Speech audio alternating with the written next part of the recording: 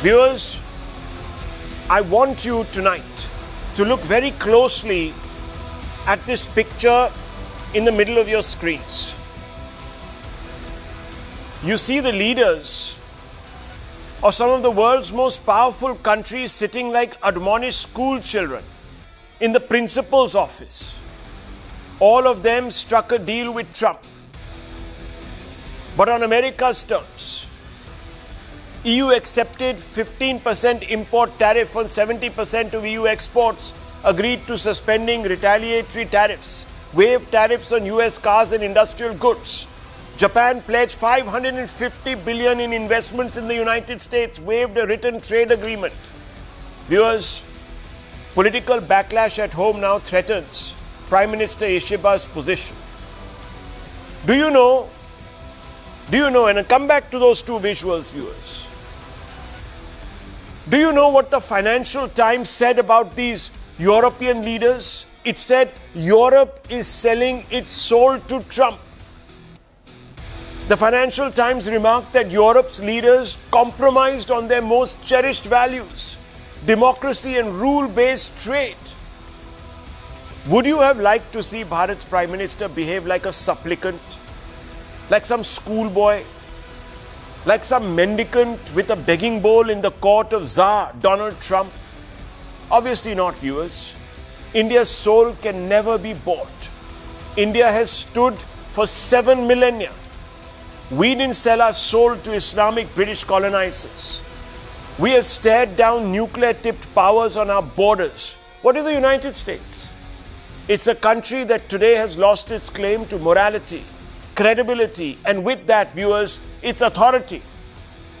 By not surrendering to such a depleted power, Prime Minister Modi has scored a massive win for India's strategic autonomy. And that's why our Prime Minister indicated that there can be no surrender. He said, and I quote him, "Today in the world, everyone is busy doing politics based on economic interests. Be it the small entrepreneurs, farmers, or animal keepers of my country, for everyone. I promise you, again and again, your interests are paramount for Modi. My government will never let any harm come to the small entrepreneurs, farmers, and animal keepers. No matter how much pressure comes, we will keep increasing our strength to withstand." And viewers, the Prime Minister went on to urge all of us to do our bit in national duty, to go out there and consume more Indian products, to come out there and invest in the Indian economy. Listen in, viewers. आत्मनिर्भर भारत के अभियान को हम सब आगे बढ़ाएं, vocal for local बने, स्वदेशी ये हमारा जीवन मंत्र बनना चाहिए दोस्तों। गर्व से स्वदेशी की तरफ चल पड़ो। भारत सरकार ऑटो इंडस्ट्री के लिए रेयर अर्थ मैग्नेट की शॉर्टेज से जुड़ी कठिनाइयों के प्रति भी सजग है। इस दिशा में देश के सामर्थ्य को बढ़ाने के लिए हमने नेशनल क्रिटिकल मिनरल मिशन भी लॉन्च किया है। आज भारत की मेक इन इंडिया इस यात्रा में एक नया अध्याय जुड़ रहा है। आज से भारत में बने इलेक्ट्रिक व्हीकल्स 100 देशों को एक्सपोर्ट किए जाएंगे।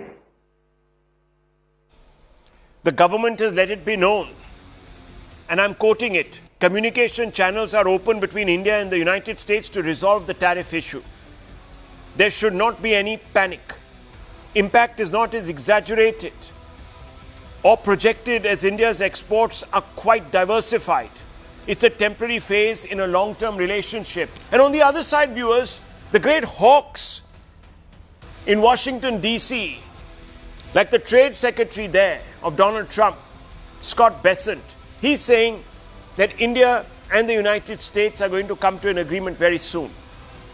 And that the two, Modi and Trump, are good friends and have great respect for each other. Viewers, our stand is being lauded the world over. Even in the United States of America, Arnaud Bertrand, entrepreneur, says, you can say what you want about India. Modi does have the political courage that Europe thoroughly lacks. Imagine if Europe had done this with Russia when Trump started, like he just did with India, to go hostile on trade. Not only would they not be in the absurd situation where they need to negotiate peace with Russia via the intermediary of a hostile Trump, but they could also be rebuilding ties with Russia as leverage against American extortion. Michael Rubin, former Pentagon official, no less, viewers, has said Prime Minister Modi standing up for India's rights is going to be the episode that historians remember where the US truly learned that you cannot kick India around, unquote. Today, we command respect because we stand as a beacon for the global South in our collective fight to shape a more equal world. Sure, viewers, there will be pain. There will be costs to bear, but surely not as great if we were to lose our dignity. National dignity is the key to our sovereignty, security, identity, and survival. This is a temporary hiccup at best. Why do I say this? Because the facts speak for themselves. India is very resilient, viewers. And a small wrinkle like this is not going to stand in the way. Let's show you the hard facts. And I always come to this show with the hard facts so you can get closer to the truth. Viewers, these are inviolable, cannot be challenged. India is stirred, but it's not shaken. Let's look at the trade impact of this 50% penalty, viewers. Export to the United States are about 15% of India's total global exports. 55% of those total exports to the United States are impacted by the 50% tariff. That means, viewers, the remaining 45% are not. GTRI forecasts that export to the United States may see a 43% drop to about $49.6 billion. The takeaway is this: even as a full-scale tariff impact would only dent, not derail India's trade engine. Consumption-led economy, viewers, is our biggest feather in our cap. The World Bank claims private consumption 60% of India's GDP. Export dependence far lower than China, 20% of GDP. South Korea is 43% of GDP. Vietnam is 93% of GDP, viewers. They are more exposed to export shocks than India is. There's sectorial resistance. IT services and software exports stand at about $254 billion in FY24. These are NASSCOM figures, mostly digital, not tariff sensitive, viewers. That's the takeaway. Commerce Ministry places pharma exports at $28 billion in FY24. Most are essential generics, difficult to replace. Diversified trade basket. India's exports to Middle East and Africa, ASEAN combined over 30% of the total. New trade deals are being signed with the UAE, the CEPA, Australia, ECTA, UK. Even, viewers, there is going to be a deal with the European Union, which will all reduce our reliance on the United States market in the short term. Geopolitical and corporate leverage. That's what we command. US FDI stocks in India are $60 billion. American big tech, defense, and pharma deeply invested in India's market. Washington's unlikely to risk disruption in viewers. That's why there is a lot that could have been done, which hasn't been done. There are many in India who are suppressing these hard facts. Do they lack faith in India's resilience and the genius of Indians to smooth out this wrinkle? Why are they weakening India's fight by taking an obtuse line on India's stand? Do they see themselves as part of the problem, or do they see themselves as part of the solution? Viewers, these are some of the questions that we need to ask ourselves tonight. And I want to open this up because, viewers, this is going to be an interesting conversation where we are going to include a number of stakeholders. I have with me Mark Mobius, who is an investor in the India story. And we are going to ask him a few direct questions. We also have with us trade analysts. We have a geopolitical expert. We have some other individuals who will speak largely from a political point of view. But let me begin with Mark Mobius, investor and author in emerging markets.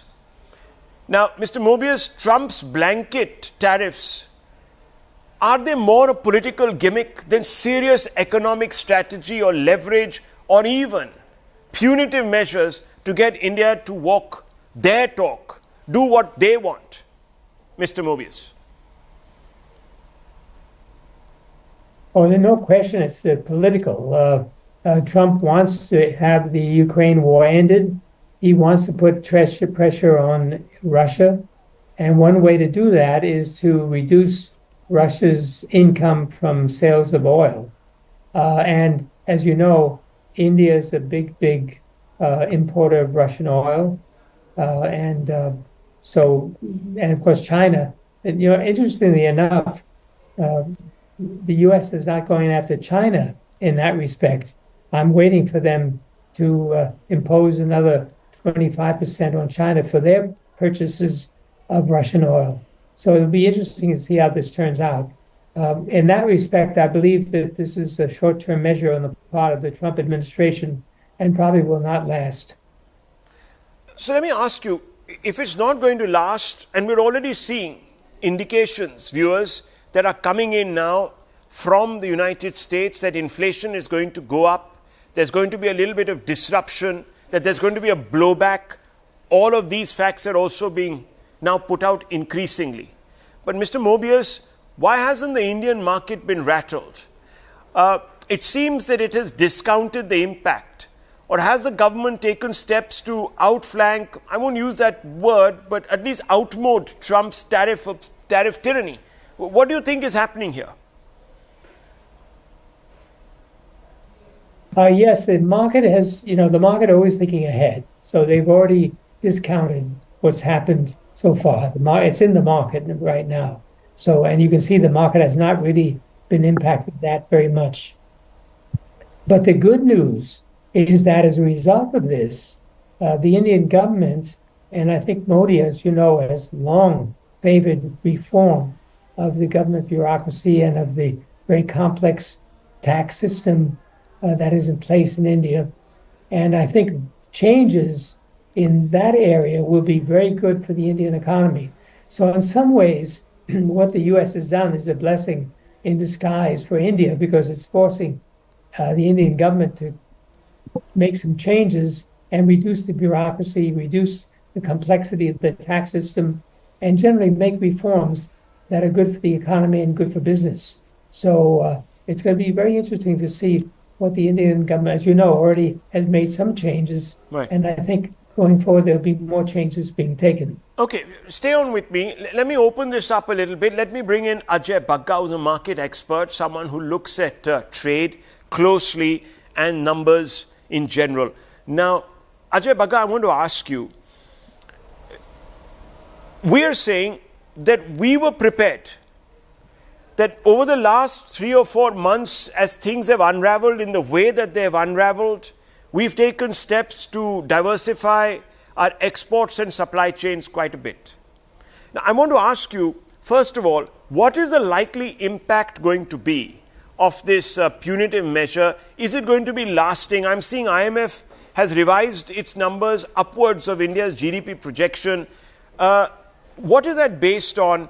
Why is it that this particular 25% sanction, let's just call it what it is, this sanction is not throwing everything out of gear? Yes, there will be some obvious impact on certain sectors, and yes, even tomorrow the market might react, but it hasn't ever really crossed 800, 900,000 points, but it's not really what many people have thought it would amount to. Why?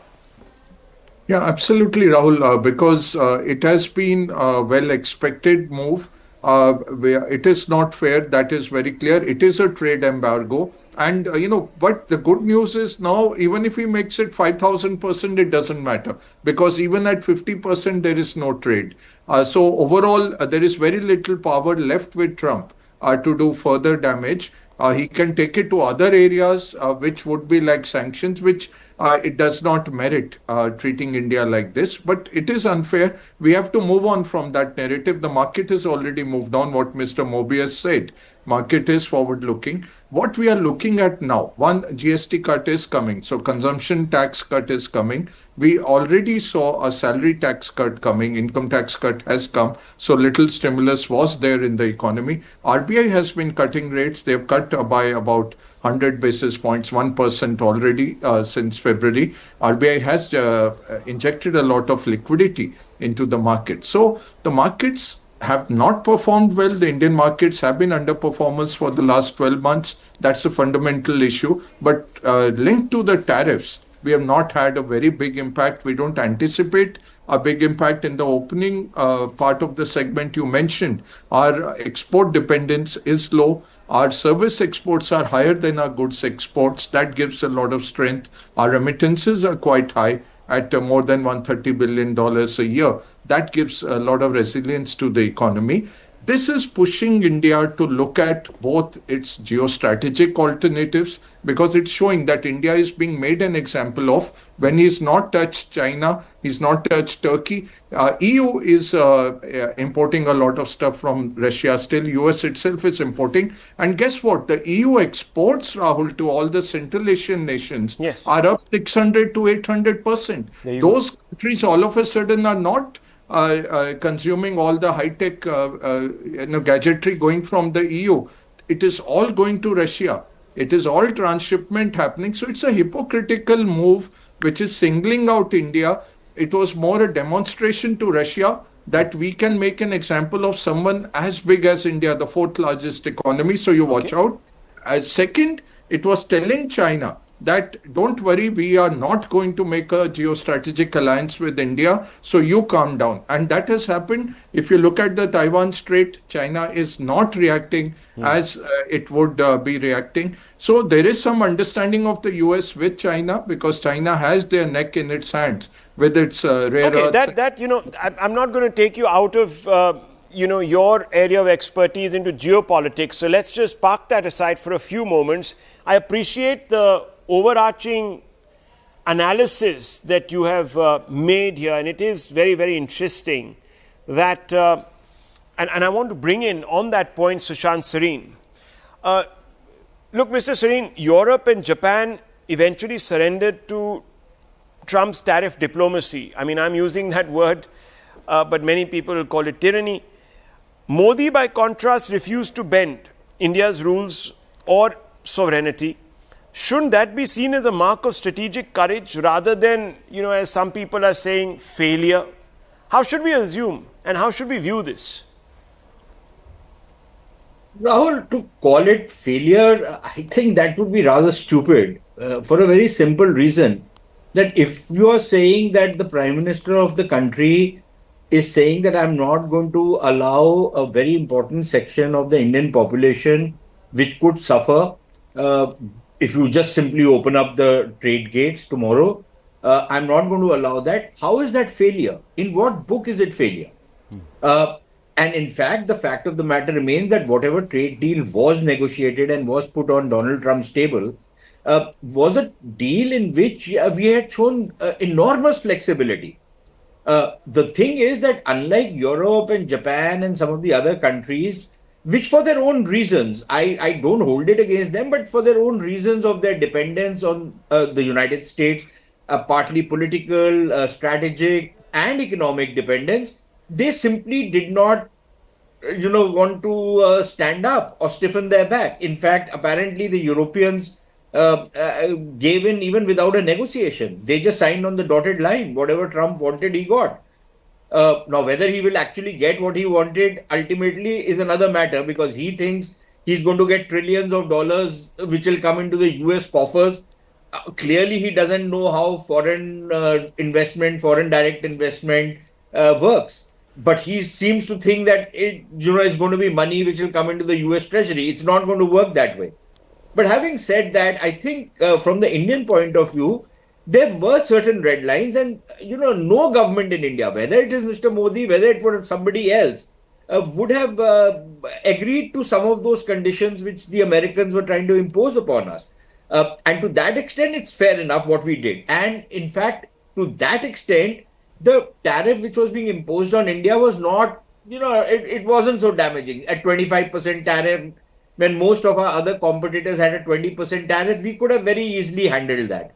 It is the problem is this additional 25%, the sanction part, which makes, as Mr. Bagga is saying, it makes trade virtually impossible in those particular goods. But remember, even the products which have been subjected to this additional tariff are those in which the United States can very easily outsource from other players. He has spared all those things where US companies would have suffered grievously.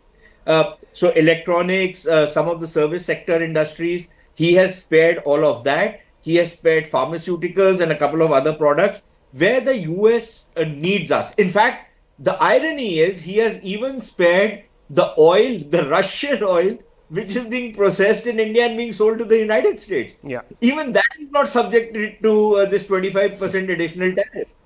Can you think of something more bizarre that you are taxing us 25% for buying Russian oil, but that oil which we process and sell to you, that is not tariffed? So, there is clearly, it is partly political, partly geopolitical, and partly it's part of that trade negotiation strategy. But I think what the damage which is being done is on the trust and confidence that had been built up over decades between India and the United States. I think that has been very severely dented and damaged. The government of India is still showing nerves of steel, I would say, and they are not reacting in a knee-jerk manner. But of course, if tomorrow you have the Americans lean on the Europeans or some of our other trading partners where we are thinking of diversifying our exports, then there'll be a very, very serious crisis that we will face. But until that happens, I think it will be tough times for us. There will be sectors which will suffer grievously. And frankly, it's very easy, Rahul, for people like you and me to say that, this is something we can tide over. But the sectors which are deeply in the hawk when it comes to trade with the United States, it'll have a devastating impact on them. And we cannot really ignore that. Some of that impact will be absorbed by the government, I hope. But there are some steps that have been talked about and will be and they also have a GST reform that is taking place, and many people are seeing that as an attempt to deal some amount of concession to some of these sectors that are going to be hit, especially the MSME sectors in textiles, jewelry, and all of that. So, but be that as it may, no one is saying that these are going to be easy times. But what is upsetting is that there is this whole constituency, and I think you called them out, Sushant Sareen, and you did a very effective job, who say that personal diplomacy has failed, that MEGA and MAGA equals mega was what the Prime Minister was going around saying, and look what happened. There's been a mega Maha assault on actually India and this friendship and trust and so on and so forth. But there are global observers, including Pentagon officials, who praise Modi for showing the world that India cannot be pushed around. Isn't that exactly the kind of international respect India needs, Dr. Sumant Raman? I would assume that you would come out and say that Modi's done a fantastic job. He was asked to bend. He hasn't, let alone bend. He's walked in straight, looking Trump in the eye. So why are we becoming such negativists? Why are we weakening this fight? What is the idea? Nobody is weakening the fight, Rahul. Look, let's appreciate one thing. These tariffs are grossly unfair. India is being singled out. India is being punished. Now, let's come to this. The world leaders, many of them had, quote unquote, a good relationship with Mr. Trump when this whole thing started. That didn't save their countries from facing tariffs. The difference is they went there, they sat across the table and they sorted it out. They made... No. They didn't sit across the table. Please. They were given a dictation. You saw them? I'll show you those pictures. You see how they were lined up like school children?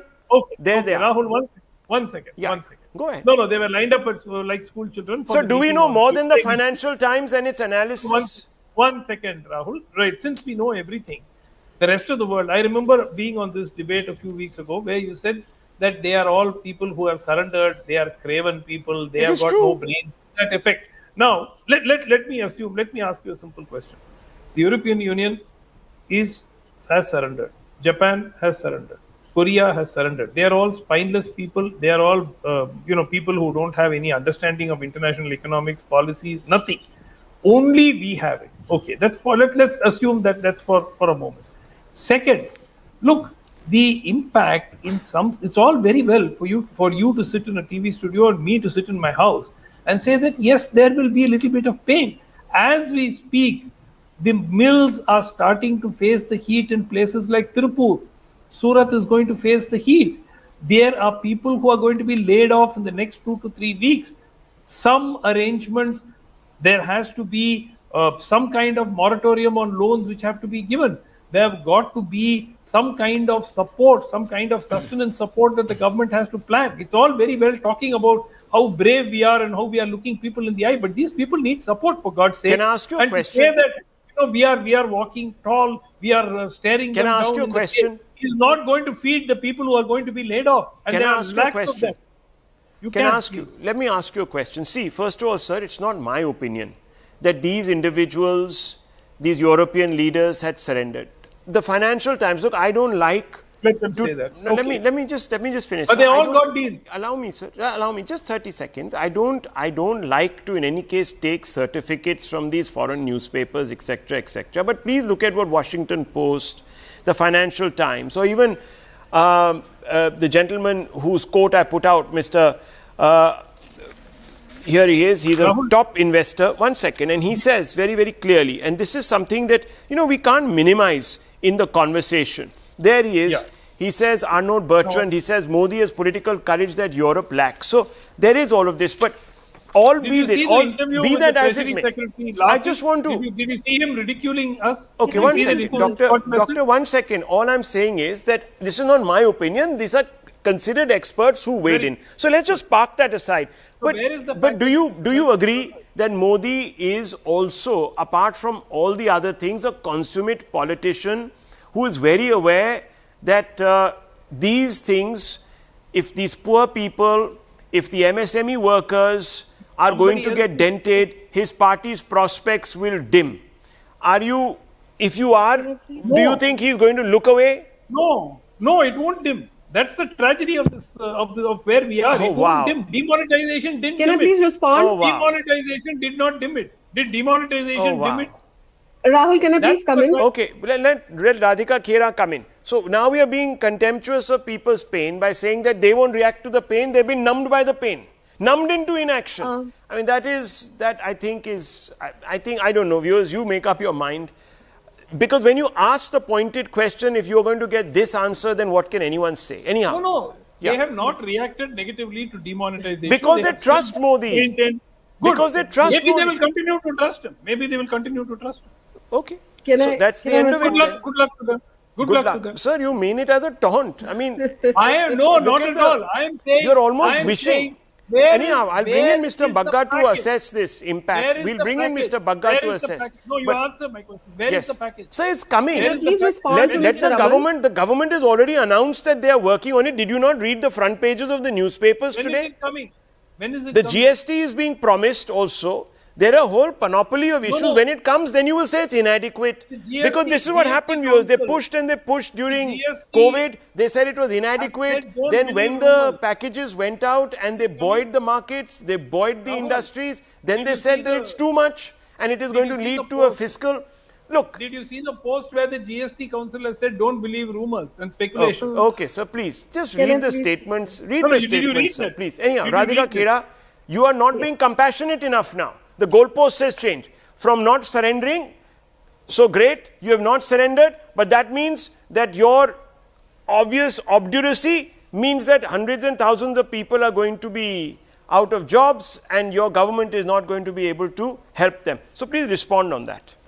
Good evening to everyone. Rahul, whenever a country faces any sort of crisis, the entire country comes together. Unfortunately, in our country, we have this entire section, like Mr. Raman, who go around to spread panic and half-truths, and which is why debates like yours are very much required so that we can reach out What to is the the people half-truth? to stop What is this the panic and half-truths. Sir, I did not No, what speak in is the between. You can. half-truth? No, you can't sir, I accuse did me not. of- you Rahul, can't I'm accuse sorry. me This of is not half-truth. the way. What This is is a the very half-truth? serious issue. You said I'm So spreading if a you let me half-truth. speak, you What will is know the what the half-truth? half-truth is, sir. I did not Please speak tell over me. you. Have the courage and let me speak. Give me the same amount of decency that I gave you when you were criticizing us. Now you have to bear but the criticism as well. what is the Please, half truth? this is What is the half Sir, truth? the Let Constitution her gives the finish, right to sir. give me my opinion. Dr. Raman, let her me finish let her me start. point. You might get You the cannot answer. behave like this. If you don't, you can I was respond. calmly listening to you. I did not agree with you, but I listened to you. Now you don't agree with me, you listen to me as well, sir. I am a citizen as equal as you are. Sir, I am a citizen as equal as you are. I have a Sir, right you to my accused opinion. her. Let me complete. You accused her party and her prime minister. Her Rahul, he government. accused our nation's prime minister. He is Mr. Raman's prime minister as well, whether he likes it or not. And if he doesn't like it, he has the choice to leave the country. Coming back to the topic, can you please mute him so that I can really clear this panic and half-truth that is being spread, which is very important for the country. Yes, challenges exist, but under Prime Minister Shri Modi's leadership, the government is not sitting idle. Already short-term relief measures are being planned for industries that are directly affected so that no worker is left in the lurch. Having said that, yes, the announcement of a 50% US tariff is undoubtedly a major move. But let me say this with utmost responsibility and very clearly. India will not be shaken. Under the leadership of our Honorable Prime Minister Shri Narendra Modi ji, our economy has proven time and again that we can withstand global shocks, turn crises into opportunities, and emerge even stronger. Each time, India has not only survived, India has thrived. Today, our fundamentals are strong, solid. 8.2% GDP growth, record forex reserves, rising FDI, and the world's third largest startup ecosystem. This is what is troubling the ecosystem, which is spreading these fake news. Now, we've seen this before. When nuclear sanctions were imposed, India did not collapse. During the global financial crisis, we held firm. In COVID, when the world was reeling, India not only protected its own citizens, but became the pharmacy of the world, which is a fact that Mr. Raman cannot deny. Now, every time India has risen above, sir, please listen to me. Today, our fundamentals are rock solid. We are the world's fastest growing major economy, adding over $300 billion to our GDP every year. We are soon going to be the third largest economy globally with a market of 1.4 billion people. Our industries are strong, our exports are diversified, our domestic demands are unmatched. So yes, we will study the impact carefully, we will take necessary steps, but let me assure you, India's economy is resilient. India's industries are competitive and India's government will never compromise on the interest of our farmers, our workers, or the small industries just to satisfy foreign lobbies and Mr. Raman over here. Now, energy security for 1.4 billion people, Rahul, is non-negotiable. We will buy from wherever it benefits our people. Trade diversification, reforms in Atmanirbhar Bharat are already creating new strength. India is not isolated. We are building partnerships across Africa, Asia, and Europe to expand our horizons. And what we will do now, Mr. Raman, this is for you as well. First, we will absorb the shock. I export to the US. Sir, listen. You've spoken enough. Please listen. Don't interrupt in between. I'm sure. Bhai, Rahul, today I know पढ़ाई से इतना ज्ञान तो नहीं आता कि जब कोई और बोले तो बीच में बोले ना. Mr. Raman, I did not speak in between. Let me complete. We are first going to absorb the shock. Our exports to the US. Sir, what kind of discourse is this? Why are you criticizing her? He hates India. For a non-issue. It's not for Prime Minister Modi. The hatred is for Okay, India. let's not descend into this quarrelsome. He was the one It's sad when I'm trying to talk to the nation. She's saying that she said not- that she called you out on the fact, sir, that you have said that there is nothing being done by this government for the people. And I'm Anyhow, going to tell 4 points of what we are going to do. We are going to absorb, Mr. Raman, please. First, we are going to absorb the shock. Our exports to the US form just 2% of our GDP. So the macro impact is limited. Second, we are going to diversify our markets, expanding the trade with Europe, Africa, UAE, Australia, Japan, and beyond. Third, domestic demand generation. The GST rationalization and Atmanirbhar Bharat reforms will strengthen our internal consumption. Fourth, short-term relief for sectors that have been directly hit. So no Indian industry or worker has to bear the brunt, which Mr. Raman was talking about. So when the world tries to test India, let's see if we the should government remember walks the that we talk. will not- Okay, let's see if the government walks the talk. But I will tell you one thing, that given the fact that these are very sensitive areas and joblessness is a major issue, I believe that politically savvy government managers will never allow themselves to be exposed to a backlash on that account. Let me tell you, if anything, this government is very, very, very sensitive to public pain because it has political electoral repercussions and a Bihar election is just around the corner. Anyhow, let me just open this up very quickly because we also have Professor Muni. Professor Muni, I have to ask you this question because it is a question that many Indians want answers to. If the national dignity and sovereignty has not been compromised, what is the problem? Rahul Gandhi said Modi cannot stand up. And he said like this, understand, my dear Indian brothers, Modi cannot stand up. His hands are tied because of Adani. He can't stand up to Trump because the moment he does so, Trump will open cases against Adani. These are his words, not mine.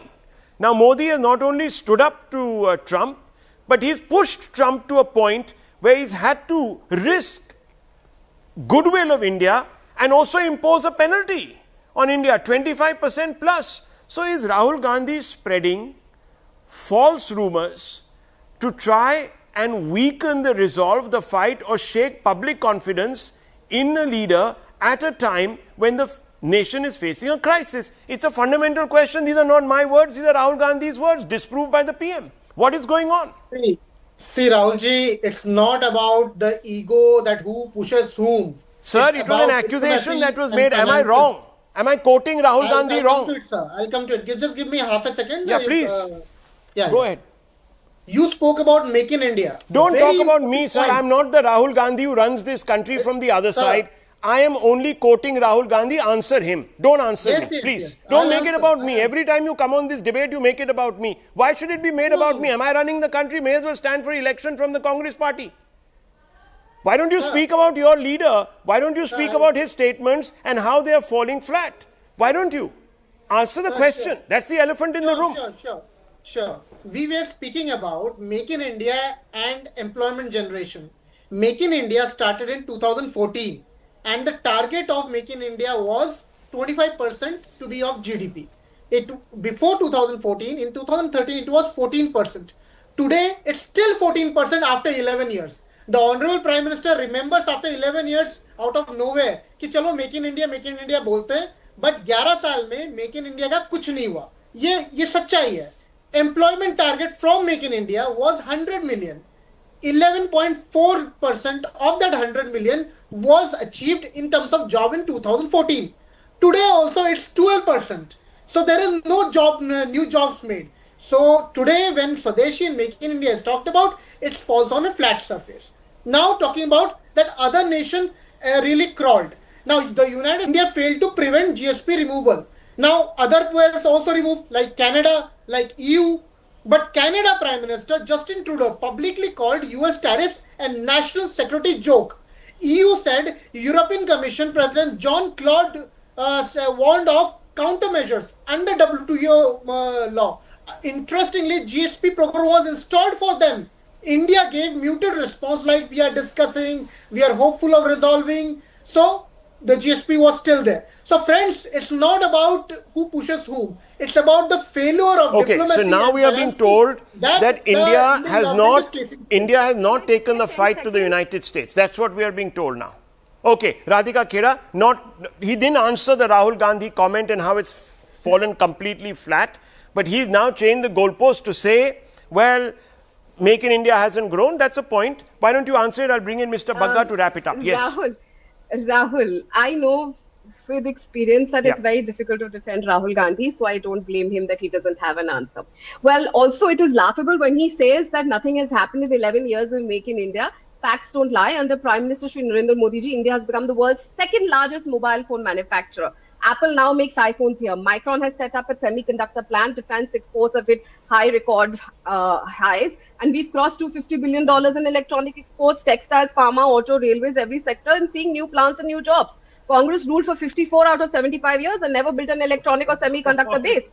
If Make in India had fallen flat, like he says, global giants wouldn't be lining up to shift supply chains. So where the new iPhone is going to be. Let me bring in Mr. Bagga and Sushant Sareen. Sushant Sareen, you were raising your hand quickly before I bring in Mr. Bagga. Yes.